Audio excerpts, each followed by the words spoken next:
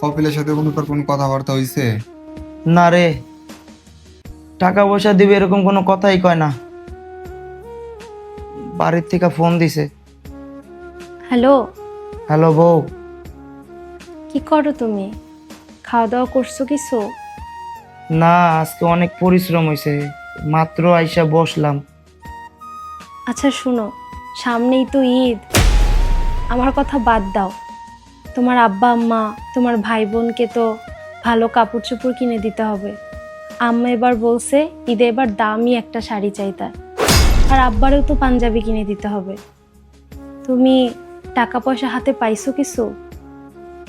কি করব বুঝতেছি না, টাকা এখনো দিতেছে না কফিলে। তোমার কিছু লাগবে না? না, আমার কিছু লাগবে না। তুমি পারলে কিছু টাকা পাঠাইও, ওগুলা দিয়েই ঈদের বাজার সদাই করে ফেলবো। আমার কি আর চাই বলো? তুমি দেশে ফিরে আসো আর ওখানে সুস্থভাবে কাজ করো, ভালো থাকো, এইটুকুই চাই, আর কিচ্ছু লাগবে না।